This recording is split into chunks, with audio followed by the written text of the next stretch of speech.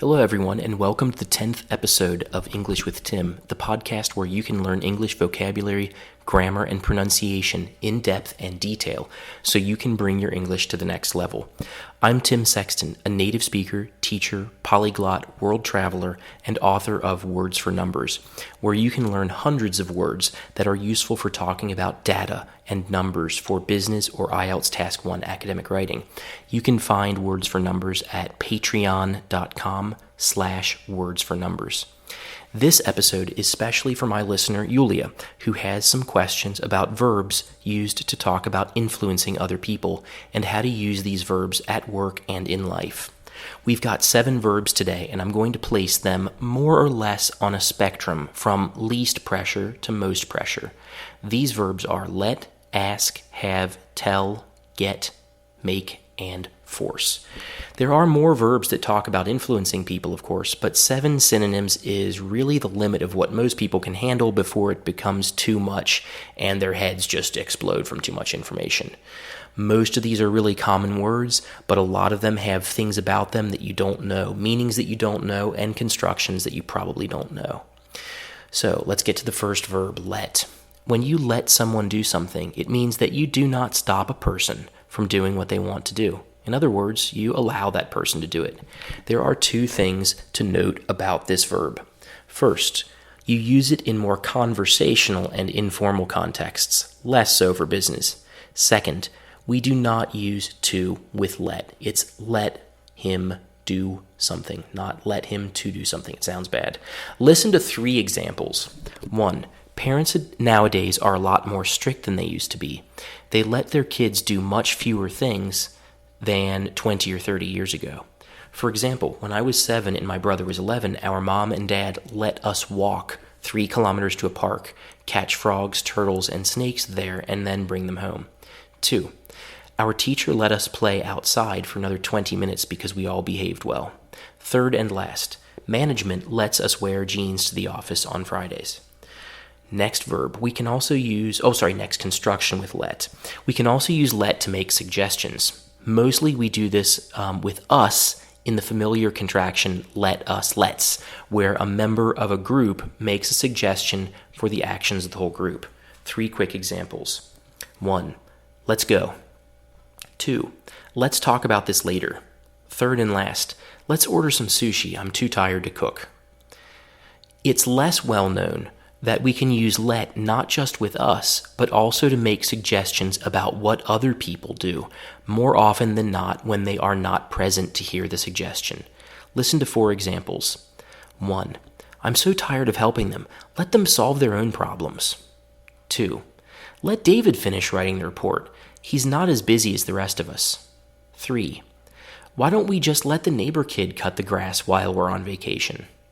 4th and last, I don't know how to change the oil in my car. We can let Tom do it. He's always ready to help with that kind of stuff. Moving on, let's increase the pressure a bit. The second verb we have is ask someone to do something. I will give just 3 examples, short ones, because I'm assuming everyone listening knows how to use this verb. 1, I don't like asking others to help me. 2, Mary asked you to call her back as soon as possible. 3rd and last, we asked the people downstairs to turn down their music, but they just ignored us. The next verb is to have someone do something. This means the same thing as ask someone to do something, but there are some differences. The first difference is that the person we ask was generally willing to do what we wanted. They could be willing to do what we ask, either because they like doing this task or because it's their job and we paid them. The second difference is that the person we asked did what we wanted. If we have someone cut our hair or paint our house or fix our car, that other person in fact does what we asked. This meaning of have is not the first one maybe that springs to mind when you think of the verb have, but it's still quite common. Let's listen to 10 examples. Please notice that we use have someone do something without to. 1, Leona had someone take pictures of her for her Instagram. 2, my wife had the kid next door cut the grass and paid him $20. 3, stop wasting time on Jane and how she's always late. Yeah, we'll just have HR deal with her. 4, dictators often have the police arrest people who complain about the political situation in a country. 5. I'm really nervous because later this afternoon I'm going to have the dentist pull my tooth.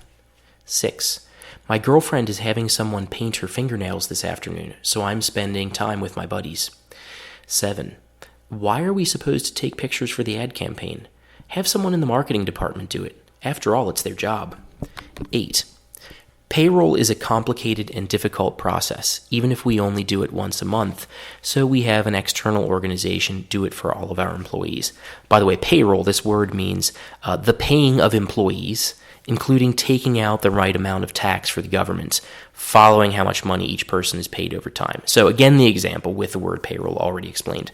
We have an external organization do payroll for all of our employees. 9.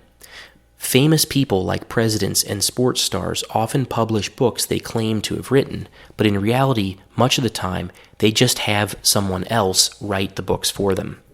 10th and last. My computer kept crashing, so I had my Uncle Tom fix it for me. Notice that, by the way, that whenever I talk in this podcast about someone fixing something, I always talk about an Uncle Tom. That's a real guy. I think I've mentioned that before. He really fixes everything. Electrical, mechanical, hydrological, you name it. That is not quite the end of this meaning of have, though. We can also use have in this meaning without saying which person does the action. In this case, we use the third form of the verb for the action that we want someone else to do.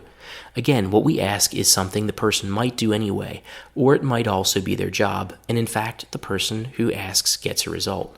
10 examples. 1. I had my computer fixed, and now it works perfectly. 2. I had the grass cut because I was too tired to do it myself. 3. The car was dirty after we drove it halfway across the country, so we had it washed. 4. Leona had some pictures taken of her for Instagram. 5. Dictators routinely have their opponents arrested or even killed. 6. The boss is in a terrible mood. He had a tooth pulled earlier this afternoon, so don't go near him. 7. My girlfriend and her friends all went to the salon and had their fingernails painted. 8. Before we print a new menu for our restaurant, we need to have some pictures taken of the food that we serve. 9. Doing payroll is too time-consuming, so we have it taken care of for us every month. 10th and last. He had a book written for him, put his name on the cover, and then added his accomplishment to his resume. The next verb to talk about is get someone to do something. When we get someone to do something, we have a person who does not at first want to do something, and then we convince that person to do what we want. Not only do we convince the person, but the person in fact does what we want. We usually do this by nagging or bothering the person and complaining to them a lot until they do what we want. 8 examples. 1. Natalia got her husband to pick his socks up off the floor after bothering him about it for 5 days. 2. We need to get the telemarketers to stop calling us every 20 minutes. 3. Arthur's wife is trying to get him to eat healthier food so he doesn't die of a heart attack. That's another true story.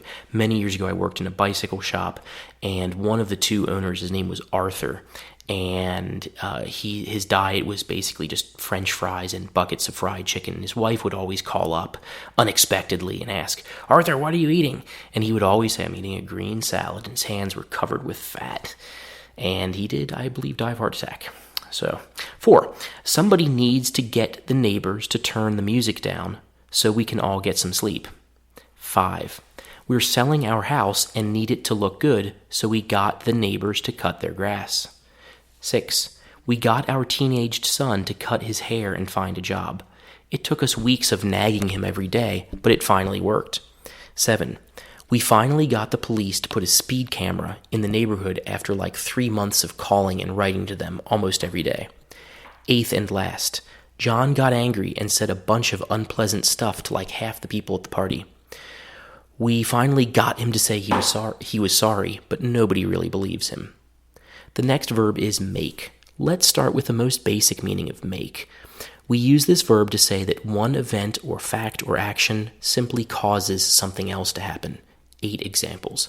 1. Coffee makes you stay awake. 2. This medicine makes your blood pressure go down. 3. Your accent is so good that it made me think you were a native speaker. 4. The wind blew so hard that it made the tree in our backyard fall over. 5. I have no idea what makes you say such mean things. I've never done anything wrong to you. 6. He made people think he could talk to the dead and started charging money for his services. 7. Traveling to other countries and living there for long periods of time makes you rethink the way you see the world. 8th and last, the increase in stock prices made it seem like the company was doing better, but the improvement was only short-lived. One thing to keep in mind with this meaning of make is that it talks about a type of causing that really leaves no other options. Caffeine makes you stay awake. If you take it, you will be awake, and that's it. If the wind made your tree fall over, the tree had no other choice but to fall. If something makes someone say mean things, it sounds like the person has no choice, even if that's not really true. Let's move on to a similar meaning of make, this one more often involving people. This other meaning is that someone uses their authority to cause someone to do something. This could be the authority of a parent, a boss, or possibly the government or a teacher. Behind this authority is the punishment that this authority could give someone. 10 examples. 1. The police made me get out of the car so they could search it. 2. Why do I have to make you clean your room? Why can't you just do it without any pressure? 3. Arthur's wife tried to make him eat healthier food, but it didn't work. 4. My mom made me stop complaining. She said if I kept complaining, I wouldn't play video games for the rest of the month. 5.